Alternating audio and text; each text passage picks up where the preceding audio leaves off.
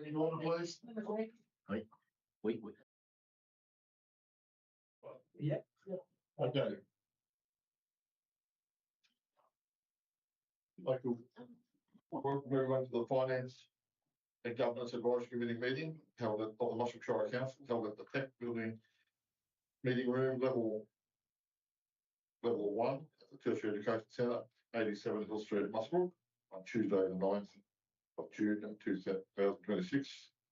I declare the meeting open at 4:30 p.m. Please note this meeting is being live streamed and will be made available on the Council's website. We please have acknowledged of country, Councillor Douglas. I'd like to acknowledge the Wanneroo people, the custodians of the land that we meet on here tonight. And I want to pay my deepest respects to elders past, present and emerging. And I pass that respect to everybody here part of the meeting tonight. Thank you. Everyone be said. I'll get to apologies. We have one apology, which is Councillor Barry. Councillor Margin endorses that. Councillor Dunn seconds it. All those in agreement, raise your hand, please. Clear unanimous for those voting members present. So confirmation of minutes of the previous meeting, the minutes of the Finance Governance Committee meeting held on the 12th of May 2026 as listed the agenda.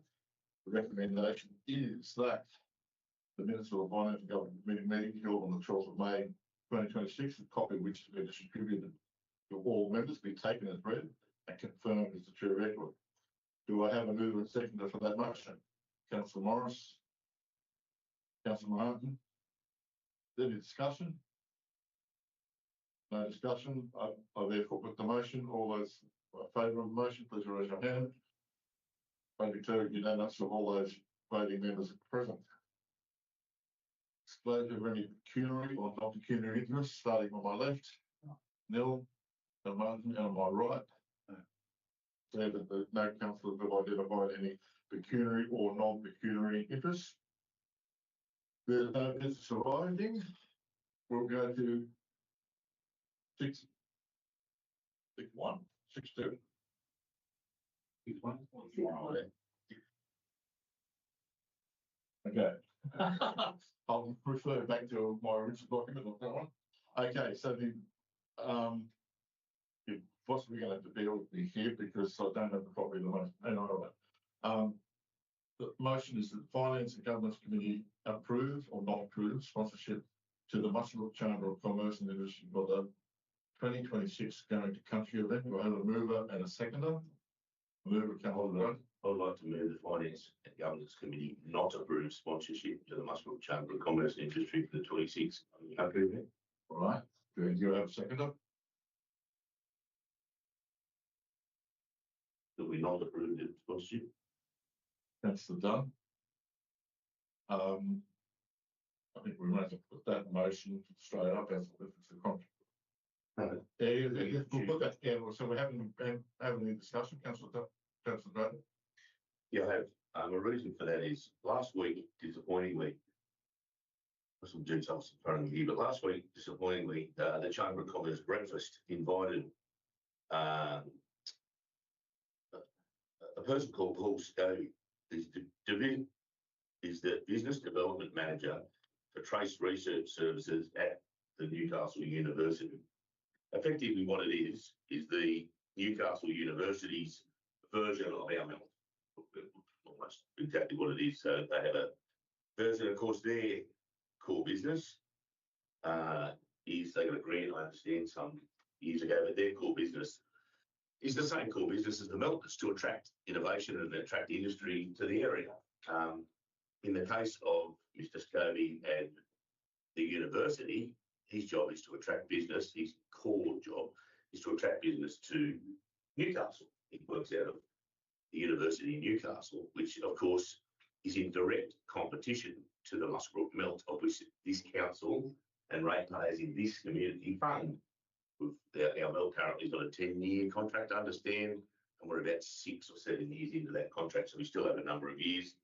I've been to comment from councillors, a number of comments from councillors over a period of time about the melt's performance and what we expect the melt to do, and of course I think that what that goes to show is that councillors have, as we should have, some influence on development, on what work they do, what we want them to do. For instance, I think that's starting to probably bear some fruit more recently with the development. Disappointingly, though, we have a Muswellbrook Chamber who decide that they would say the Muswellbrook Chamber get access at that breakfast to every large industry in our entire shire, which is, of course, every coal mine. So every industry that spends money in our communities, who support our communities, and they get ultimately a presentation from a group which is Newcastle based, which target is to attract businesses to Newcastle. Not to me, I'm not critical of Mr. Scaley for that. That's his job. His job is to do exactly the same as what we have in the Muswellbrook mill, working from Muswellbrook to work down there. It's just disappointing that we choose, the Muswellbrook Chamber of Commerce choose to promote a business outside of Muswellbrook who actually want to take business from Muswellbrook to Newcastle. Doesn't make a lot of sense when ratepayers have decided, when we've decided, what this council, I know, but certainly this council now has control. I'm not going to blame anyone else for that, but we now have some control over. So I would like, for now, I don't think it's a good spend of ratepayers' money. I would like to know where the chamber are at. I would like to understand. We have sent an email to Mr. Scobie to ask for a meeting with him. I don't believe he has responded yet. Is that right? I think we haven't had a response yet, but we have sent a request off to meet with him.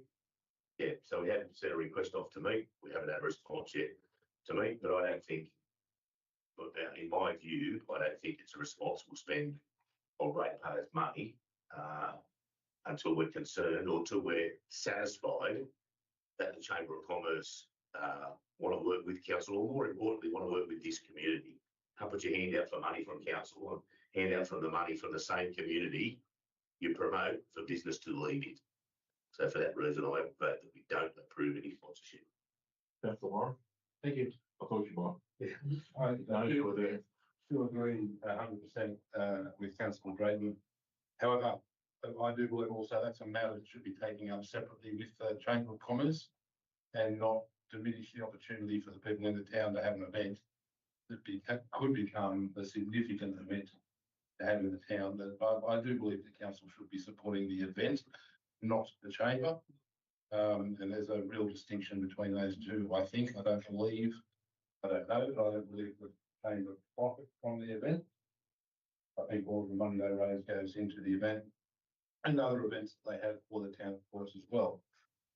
So yes, although I do agree 100% with Mayor Drayton's opinion on what the chamber are doing there, I do think that's an issue that we should be taking up separately rather than taking away an event for the community that they're sponsoring, or that we're sponsoring effectively, all business. Further discussion? Just clarifying. I don't disagree with what Councillor Morris said either, but I liken it to if we today had a request from a Newcastle business that was working with the Middleton in Newcastle, if they wanted any money for whatever they might be, or whatever it might be, would we consider that? I just want to be comfortable that the organisations that we're giving money to are prepared to support the community. It is the community's money, it's not council's money. I want to be comfortable that any or every organisation that we give money to, that money, that organisation has the same view about promoting this community as this council does. Further discussion?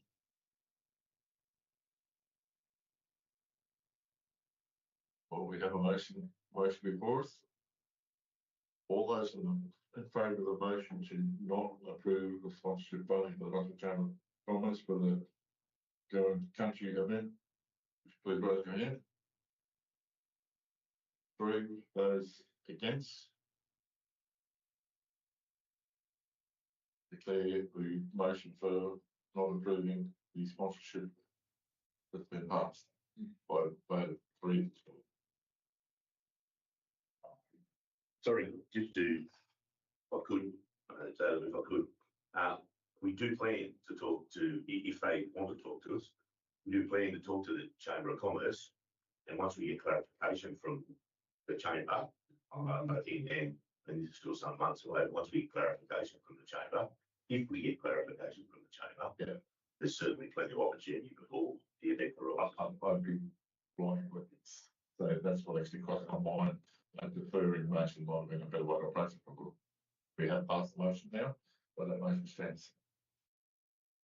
All right, 6.2, which is the awarding of community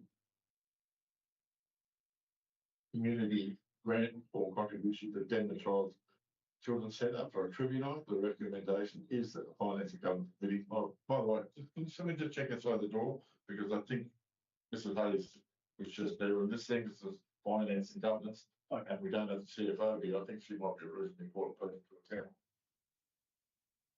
I just did see her face during that debate last month. Last.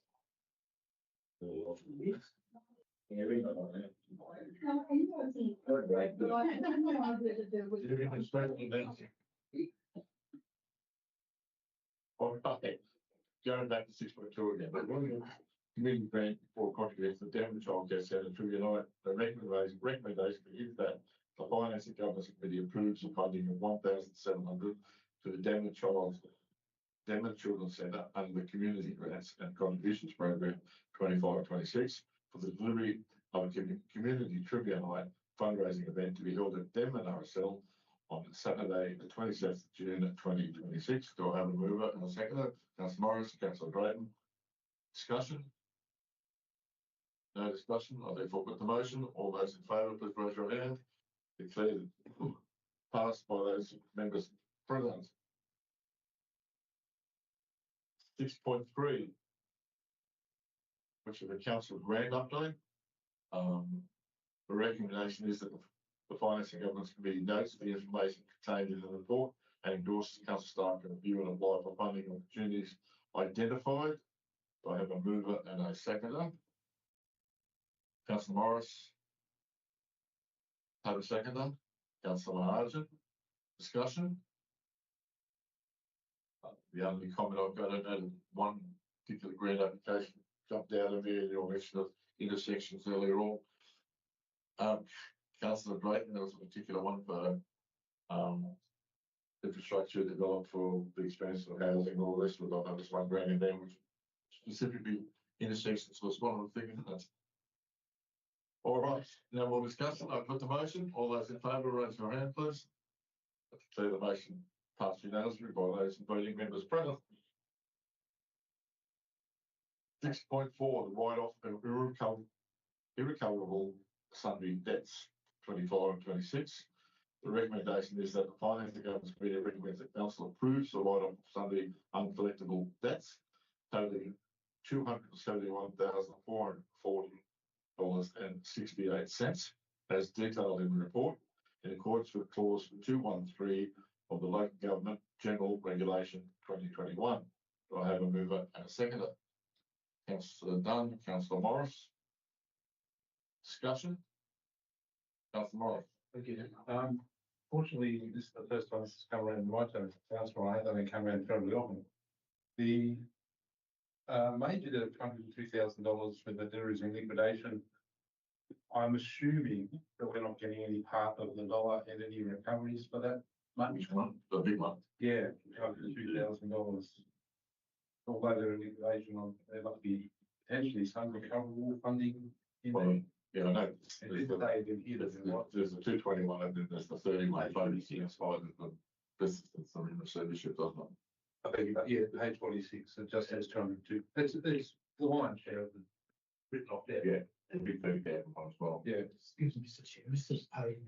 Mr. Poe, Mr. We have this Chief Financial Officer who put his hand up to speak via the internet. Josh?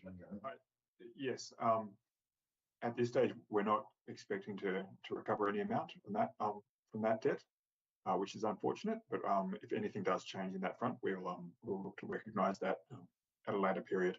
But at this stage, because of the unlikeliness of receiving that debt, we're looking to write it off. Further discussion, councillor Morris? Definition of liquidation, though, is he's liquidating his assets, and we've not got an opportunity, you're saying, to get some of that, some of the, either the assets or the funding from selling the assets? I'm happy to provide response. Josh, Matt has indicated he's happy to provide information. Yeah, go for it, Matt. Just the latest advice we've received on that particular company is there was hundreds of millions of dollars owed. That there's a secure amount of debt on a very large amount before they would get to the unsecured debts, and their assets and their ability to fund payment of debt does not quite. We're a long way down the list. Yeah. Any further comments or discussion? No further comment or discussion. I put the motion. All those in favour of the motion, raise your hand, please. Clear and unanimous of those members present. 6.5, which is the monthly financial report for May 2026. The recommendation is that the financing of the community notes the financial report for the month ending the 31st of May 2026. I have a mover and a seconder. Councillor Morris, Councillor Drayton. Discussion. Do council officers wish to provide any information? No? All right. With no discussion, I put the motion. All those in favour, raise your hand. Declare and pass unanimously by those members present. There is no items for closed committee. The next meeting would be on the 14th of July 2026. I therefore bring this meeting to close at 4:48.